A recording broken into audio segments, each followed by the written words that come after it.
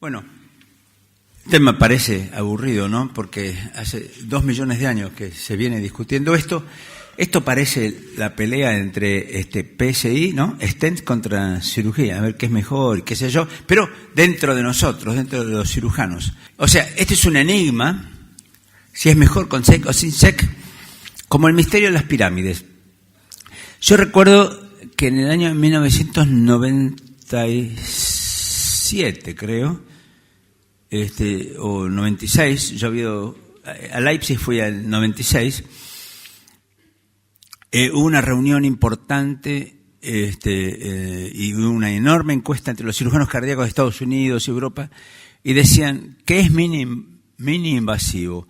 Y ellos empezaban, sacar la esternotomía de esas incisiones chicas, y eso lo proponía Calafiore con el MidCap, que fue de los primeros que hizo eso, o sacar la circulación extracorpórea.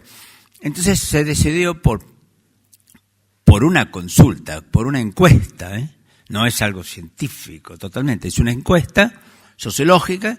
Los cirujanos dijeron, no, mini invasivo es sacar la circulación extracorpórea, porque, claro, en esa época muchos usaban oxigenadores de burbuja que sangraban mucho más los pacientes. Yo me acuerdo de haber estado horas ahí haciendo hemostasia y no sangraba nada que uno le pudiera poner un punto o coagular, y uno coagulaba y seguía sangrando. Bueno, entonces se dijo, bueno, eso es por la bomba, hay que sacar la bomba. Bueno, hace 25 años creíamos que los problemas eran estos, y en promedio ahora se hacen 25% de cirugía sin bomba en el mundo, hacen más en Europa, Latinoamérica y Australia que en Estados Unidos. Estados Unidos parece que no tiene muchas ganas. Y es un tema, entonces, controvertido. En el año 2009 se publicó el Robbie Trial, que es en el New England Journal of Medicine, esa gran revista que creemos que siempre trae todo perfecto y trae la verdad.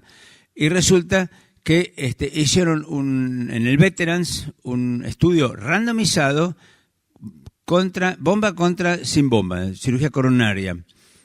Y enrolaron pacientes de bajo riesgo, eso es un problema. En los sin bomba hubo más revascularización incompleta, quizás por temor al levantar el corazón de producir problemas hemodinámicos. Hubo peor permeabilidad y mayores resultados negativos combinados en el sin bomba. Entonces, bueno, esto empezó, fue un terremoto ahí mundial, porque empezaron a estudiar muy bien esto, y Mangano, que era el bioestadista que hizo eso, hizo muy bien la bioestadística, pero después se dieron cuenta que la poca experiencia de los cirujanos pedían que hubieran tenido nada más que 20 casos operados, 20 casos, y operaron residentes. Entonces, ustedes le dan a un tipo que hace bioestadística todos unos datos hechos por malos cirujanos, van a decir, sin bomba es mucho peor que con bomba, pero resulta que el factor cirujano no se puso ahí, ¿no? ¿Cuántos casos habían operado? La mortalidad de 5 años fue peor en sin bomba, 15%, contra el con bomba, que fue de 11,9% con un P002, y los resultados combinados fueron peores. A 5 años, que se publicó ahora, estos resultados hace muy poco. Entonces, este es un trial que tuvo la mejor estadística del mundo, pero que si uno no pone en la computadora el dato de la experiencia del cirujano, va a poder demostrar cualquier cosa. Entonces, como reacción al Robbie Trial, se hicieron 2 más. Un Coronary Trial, que publicó Lamy en 2012, y el GOPCAP, que es Anno Digeler, amigo nuestro, que estuvo en Leipzig, que juntó 12 servicios de Alemania en 2013. El Coronary tenía 4.752 pacientes de alto riesgo en 79 centros, 19 países. Y el GOPCAP, 2.539 pacientes de más de 75 años, que yo antes de irme de Leipzig operé 2 o 3 casos para eso, pero los operé como uno más de los cirujanos que estaban ahí. Y se hizo en 12 centros. Para todos estos, los cirujanos debían tener experiencia en off-pump, más de 100 casos y 2 años de hacer off-pump, ¿sí? Tener un poco más de experiencia que en el Robbie Trial. Entonces, una cosa que se va a discutir al final, tenemos que discutir, ¿cuántos casos tiene que hacer un cirujano cardíaco de off-pump o haber tenido hechos para que yo me deje operar? Si no tiene 1000, por ejemplo, voy a pensar y voy a buscar a otro, para estar tranquilo de que no va a tener que entrar en conversión, y la conversión cuando se levanta el corazón y empieza a ponerse pesada la cosa, y hay que entrar rápidamente, trae elevada mortalidad. Los resultados iniciales no difirieron en estos con el del Robbie a 30 días, pero a pesar de que la revascularización en el off-pump fue un poco más incompleta, a los 6 años no difirió la mortalidad entre off y on-pump. Quiere decir que el resultado a favor de on-pump por lo menos no era inferior. Off-pump, entonces, en estos trabajos no fue inferior a on-pump. Los resultados combinados del grupo on y off, entonces, eran similares. Entonces acá, con cirujanos más expertos, ya la cirugía sin bomba tuvo mejores resultados. Después, en el 16, ahora se publicó un metaanálisis de 16.900 pacientes que lo publicó DEPE en el European Journal. Tampoco hubo diferencia entre los grupos en cuanto a mortalidad, infarto, MACE a 30 días. En off-pump hubo mayor falla del injerto a mediano plazo y revascularización más repetida, o sea que hubo casos que hubo que reoperar, con menor número de distales. Pero ahí vieron una cosa interesante. Había menor insuficiencia renal aguda, menor sangrado y menor necesidad de transfusión. Entonces empezamos a pensar que a lo mejor hay subgrupos que merecen que uno los opere off-pump. En on-pump había mayor ocurrencia de stroke y de insuficiencia renal. Quiere decir, de nuevo, que hay algunos casos que uno quizás no debería. Si tiene la aorta calcificada, y lo vemos en una tomografía computada de tórax sin contraste, que es muy barata, sin contraste, y no es angiotomografía, y uno ve la aorta con algo de calcificación, lo manda para el grupo que hace off-pump. Similares resultados a este metaanálisis reportó Müller en un estudio Cochrane con 10.000 pacientes. Y no informan sobre el impacto de reducción de stroke al no tocar la aorta. Es decir, no hicieron algo específico con ese tema.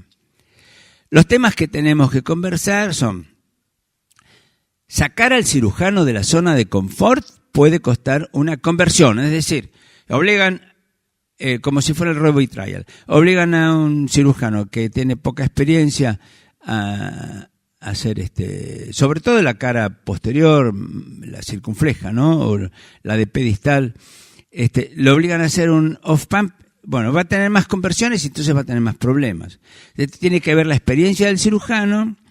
Después, hay algo que Ennio Buffalo en Brasil y en Leipzig también hicimos, y el grupo, el doctor Cacho Navia, les gustaba hacer cirugía sin clampeo, pero en bomba, con un apoyo. Entonces uno ya se salva ahí de las conversiones. Eso es interesante conversar, y hay poco escrito de eso. Después, si uno debería hacer en un servicio de cirugía cardíaca un heart team para revascularización miocárdica y darle a cada especialista cirujano, el que hace off-pump, darle ciertos casos, y el que hace on-pump, darle los otros. Para eso, claro, lo que tiene que haber es una bolsa económica común, entonces nadie se pelearía. Después, que el anestesista que atiende off-pump tiene que ser un anestesista que no se vaya a leer el diario. Al principio los anestesistas no querían saber nada de estar cirugía sin bomba, porque ellos entrábamos en bomba, clampeábamos y se iban a leer el diario a un costado del quirófano, un libro, lo que fuera. Y no tenían ninguna atención. En cambio, cuando están en off-pump, ahí están teniendo que mirar todo el tiempo. Bueno, entonces, y hay que pensar entonces qué subgrupos son mejores para off-pump. Pensar que sí, va a haber un costo en off-pump, no es que se salva la bomba, entonces tenemos menos gastos. Hay que tener un perfusionista stand-by. La bomba se puede preparar para convertir, o sea, uno pone dos casos, el off-pump para la mañana, de la tarde un reemplazo aórtico, entonces la bomba se usa seguro, no hay ningún problema en dejar unas horas más la bomba preparada, nada más que con salina, ¿no? Bueno, hay que tener eco transesofágico, esto es bueno para los cardiólogos, y eco epiaórtico, de modo de ver bien la aorta ascendente, porque hacer off-pump y clampear lateralmente la aorta, bueno, hay que estar demasiado seguro de que esa aorta es sana, como lo hacíamos en los años 80, hacíamos 3 distales en 45 minutos, desclampeábamos la aorta y después poníamos un clamp lateral. Y hacíamos las proximales muertos de risa. Terminábamos de hacer las proximales, salíamos de bomba. Pero claro, la edad promedio de nuestros pacientes en los años 80 era de 62. Y ahora la edad promedio debe ser más o menos de 72, con muchos más pacientes con la aorta enferma. Bueno, y otra cosa que hay que tener en todas las cirugías es medición del flujo. Las conversiones son mejor hacerlas electivamente. Hace muy poco Killing publicó en Annals of Thoracic Surgery 2017 que si no se convierte,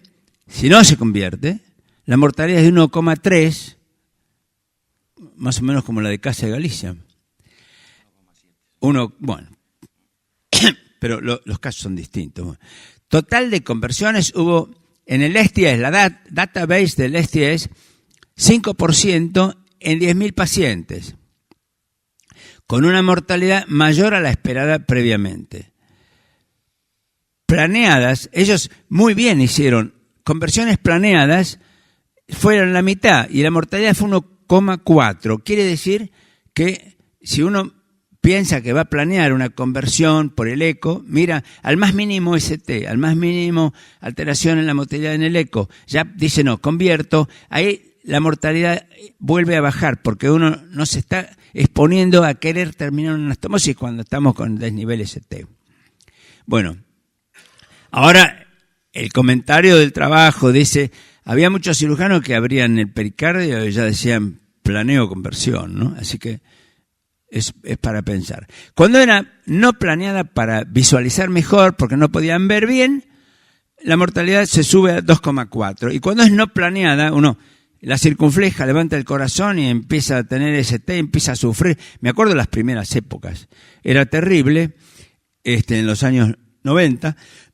Bueno, o si es por sangrado, ahí la mortalidad sube al 6,4%. Y eso pasa más frecuentemente en enfermos que tienen enfermedad de 3 vasos, porque claro, hay que ir a la circunfleja. Y acá, atención, porque ahí viene la discusión, hay gente que dice, y sobre todo en Stitch, que cuando la fracción de eyección es baja, mal ventrículo, era mejor sin bomba, pero acá este hombre, Killing, pone en la STS que si la fracción de eyección era menos de 35, había más mortalidad, 6,4.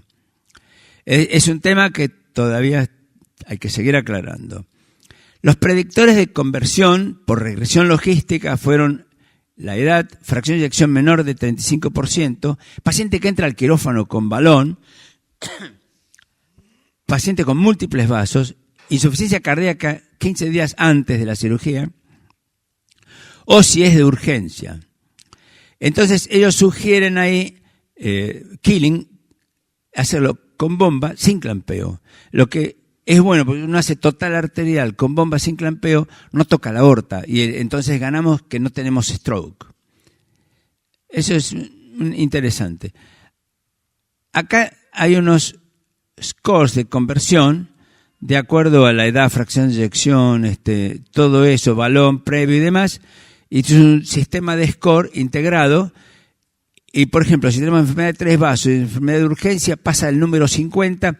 Si pasa 50, el riesgo de conversión es muy alto y entonces uno dice, mirando esta tabla como si fuera un algoritmo, prefiero de entrada meterlo en bomba.